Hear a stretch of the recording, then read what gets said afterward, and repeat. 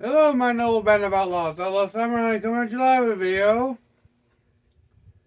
Knife unboxing. This is the Hart 4-in-1 folding knife that you can get at your local Walmart. Retails for about $10. Has a whole lot of bells and whistles because it has 4 different tools in one apparently. So without further ado, don'ts, and probably shouldn'ts, I'll be right back. Just a second. Sorry about that. In any case, without further ado, don'ts, and probably shouldn'ts, and no more further delays, let's get into the knife, shall we?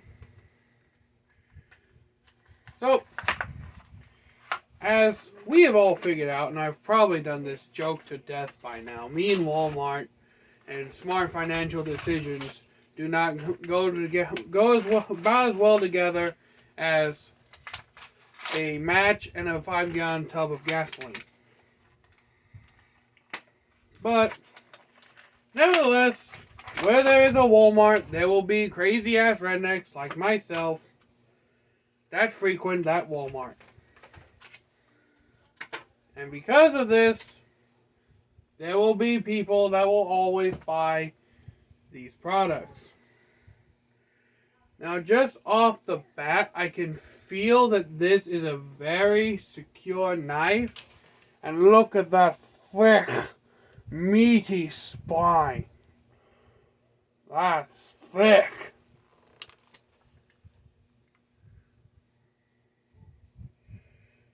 Got the little, I don't know what you call those, but I call them the thumb flickers. Very nice, sturdy belt clip.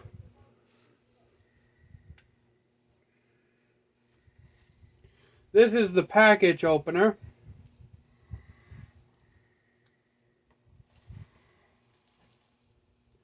This is some sort of hybrid combination between a flathead and a Phillips, because it has these little nubs on the flat parts that remind me of a Phillips. They lock in place because they have a very stiff locking mechanism. Oh! Well, that's interesting. Look, they lock in place like the knife blade does.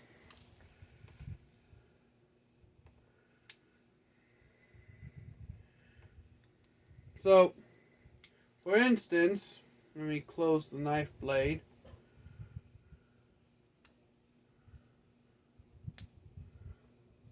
Ooh.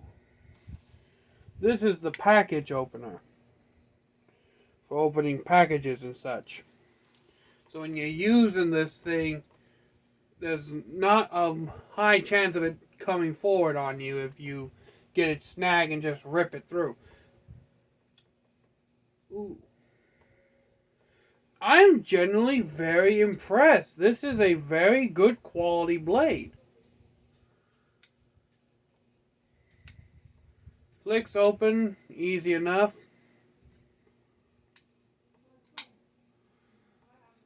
Ooh, that's close. Hee. Like I said, this is Outlaw Samurai. We do not care about safety.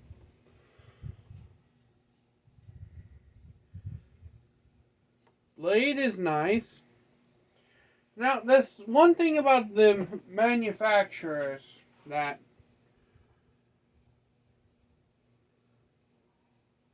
okay, this is a high carbon stainless steel blade. And I know what y'all are thinking. High carbon and stainless steel. This does not go together. Check out a channel called Bushcraft Knives. There is a lot of modern stainless steel blades that can compete with the classic sword steels of yesteryear now. Alright? Like I said in my video explaining stainless steel, I believe you can make a fully functional sword out of stainless steel that can do everything that you throw around. That can do everything that this crane katana, which is made out of 1045, by the way, the the basically bare minimum for it to be a 10 series blade, but would have the same, but modern stainless steels would have the same strength as a 1045 blade. Now, keeping that in mind, just a moment. Sorry about that. Sword fell over. But in any case, the modern stainless steels, and this is the D2 differentially hardened. Now, this is the T10 differentially hardened Sokochikara katana, the Scorn, or my Scorpion katana. Now, T10 is basically the Chinese equivalent to a 1095. Edge retention, all that jazz. Which is the highest end of the 10 spectrum. But still, there are many stainless steel blades being made nowadays that basically can perform to an equivalence of this Sokochikara. Now, in terms of edge retention, I don't know. The Scorn Katana feels sharp, but also at the same time, not to the same level as my Dragon King Winter's Sun or my Warrior Katana. Granted that I put those, basically both the swords are just a strop away from shaving my arm clean.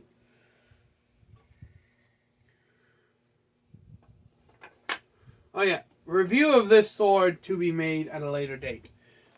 Just a lot of shit has been backing up on me and I haven't had time to... Oh, that's the reason why. I haven't had time to really mess with this. I haven't really had time to mess with this sword properly, I should say. But review of that to come at a later date. Anyways, back to the knife. It has all aluminum handle scales, and the stainless steel blade does feel very sharp.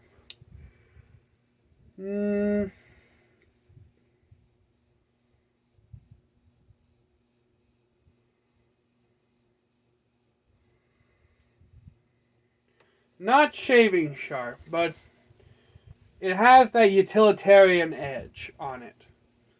And I do like the fact that the tip almost kind of swoops back up like a buoy. Not a very heavy knife. Of course, a knife this size, I'm not expecting it to weigh as much as a short sword, but still. To say that stainless steel blades cannot perform as well as their 10 series counterparts or other high carbon spring steels like 5160 or some of the high-end German powdered steels isn't necessarily true nowadays. Maybe 5-10 years ago, yeah, stainless steel swords were only meant for wall decorations, but nowadays, with the new with all these different stainless steels coming out, again, Dutch bushcraft knives does a lot better job of explaining the more high-end alloyed stainless steel blades like CPV something or other. I'm not entirely sure. I watch them for the knives and the funny skits they do. But they also are very informative, and they do a lot of abusive knife testing. So we at home don't have to. They're like the Dutch version of Matthew Jensing. Except they don't have a croquet stick of doom. But yeah, and if I'm being personally biased, I love the black and blue. Okay, I love the black and blue design. Now you're probably wondering, Outlaw Samurai, you've only shown 3 tools: the blade, the package opener, and the screwdriver. Where's the 4th tool? 4th tool fourth tool is the best goddamn tool that I've ever seen on a pocket knife. Goddamn bottle opener. Right here. All my redneck homies out there, I know there's going to be at least 20 or 30 of you rednecks out there that as soon as I said bottle opener, screwdriver, package opener, and has a good knife blade, y'all going to be heading to your local Walmart and buying the shit and just destocking them of this.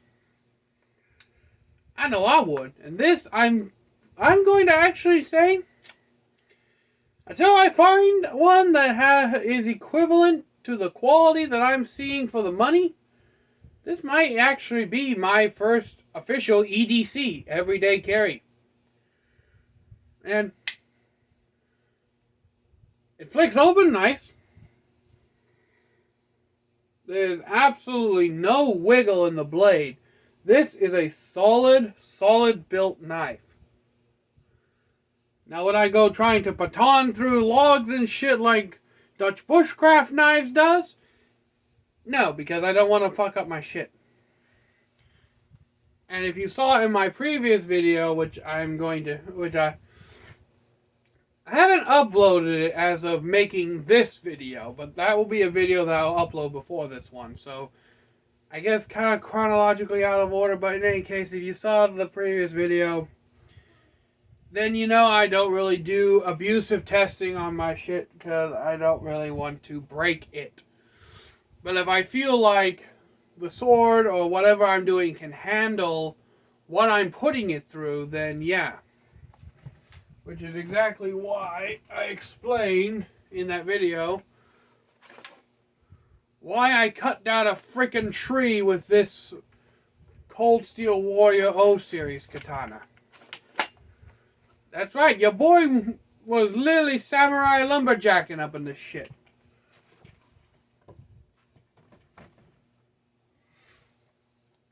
But this video has already become 12 minutes long, so I'm just going to end it here by saying, until next time, my noble band of outlaws and outlaw samurai tells all y'all, be crazy rednecks, be safe in using your weapons. I'm out. Peace. And my first official ever EDC. And maybe the title of this video, first official EDC Hart knife.